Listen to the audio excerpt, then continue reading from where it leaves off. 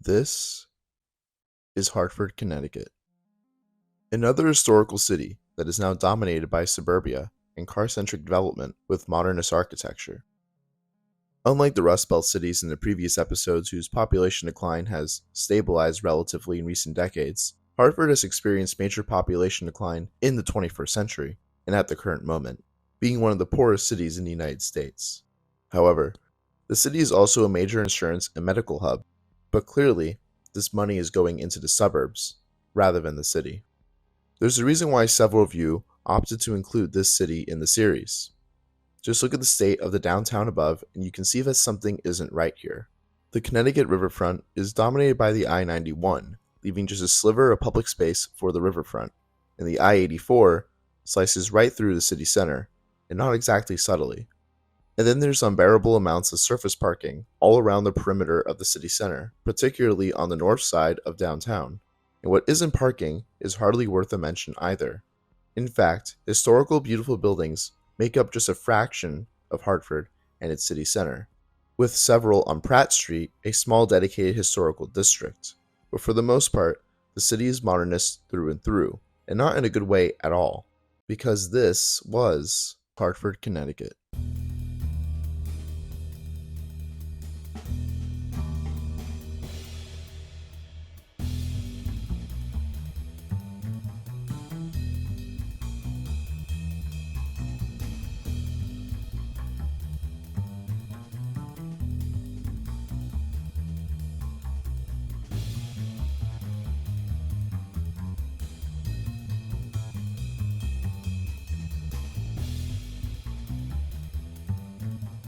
Hartford is one of the oldest cities in the country and used to be one of the wealthiest. Mark Twain, who lived here, said, "Of all the beautiful towns, it has been my fortune to see this, the chief." And it's clear to see why. It was a picturesque New England town with charming Victorian architecture with a pre-grid layout. Truly a marvel of this region of the country, and when compared to older versions of the Rust Belt cities of the first 3 episodes in the series, you can really start to appreciate the rich regional differences in aesthetic, while maintaining a certain American undertone. But the amount of destruction that took place here in the mid-century is so far unrivaled to any other city I've mentioned in this series.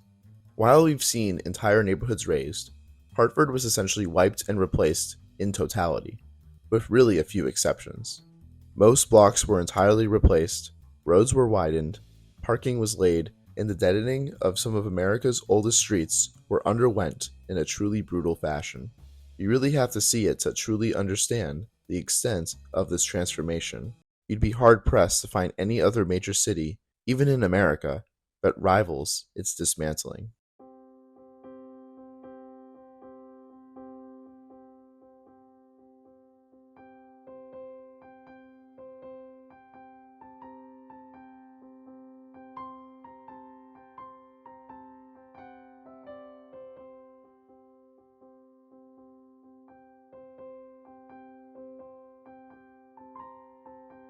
And now for some of the most notable places that have been lost.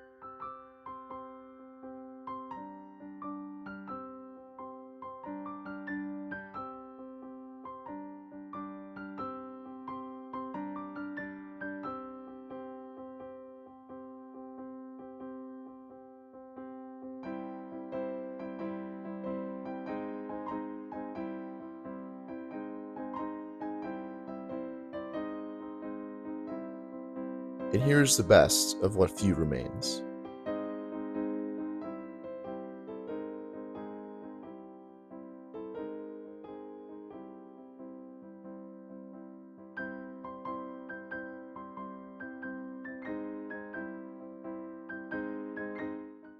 I'm going to leave my America's Fallen Cities series here for now, and and Hartford seems like the perfect place to finish off.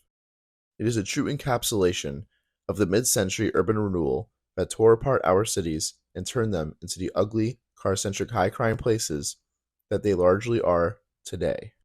While some cities are doing better than others for one reason or another, what is clear is that the foothold modernist ideology had at the time and continues to have until this day has had devastating effects in urban cores and small towns alike throughout the country. Nationwide, we have seen a loss in culture and community over the last several decades. Are there other very important reasons as to why this is? Of course.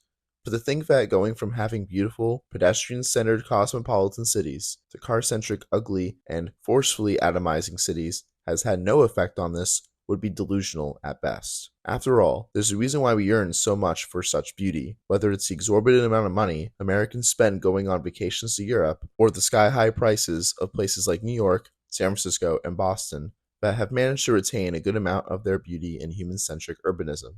Obviously, even those three cities have massive problems that hold them back severely in their livability and enjoyability, but these generally have nothing to do with them being ugly or boring, and more so just awful policy on social issues. But why is Hartford the perfect example of the modernist takeover? Well, here you have one of the oldest and formerly most beautiful cities in the country, and it was destroyed by our own hands more heavily than any European city bombed out in World War II, and worst of all, was replaced by freeways and parking or forgettable tacky garbage. And why? People have pointed out different reasons that all hold merit: the car, racism, lobbying, and both capitalism and socialism. Yes, you really can trace quite a bit to both of those, surprisingly enough, but that's for another video. Either way, for me, while these reasons are all important, what is missing is that at the core, what led to this was a complete disregard of the achievements of the past, a misunderstanding of what made for a healthy, functioning society, and a sick radicalism amongst urban planners and architects who only cared about themselves, and not the centuries of tradition that had refined city and town building before them, and certainly not the people that were affected by their decisions. Simply put, a society that values beauty, heritage, culture, and livability simply doesn't allow this to happen. This is why Paris never fell to Le Corbusier, Amsterdam to Jokinen, and why Dresden, Potsdam, Warsaw, and Budapest are rebuilding what had once made their cities great, regardless of whatever issues each of these places face at the time or in the current moment. We can debate on the other reasons as long as we want, but first and foremost, we have to value beauty in order to preserve it, reconstruct it, and expand it. The question is, do we value that in America today? Sort of. Instinctively, yes, but actively, not really. And it's not necessarily our fault. Most of us grew up in and amongst our mid century creations, and it's simply all that we know. But what I hope is that this series showed that we have done better, and that we can do better. All we have to do is dare to look back.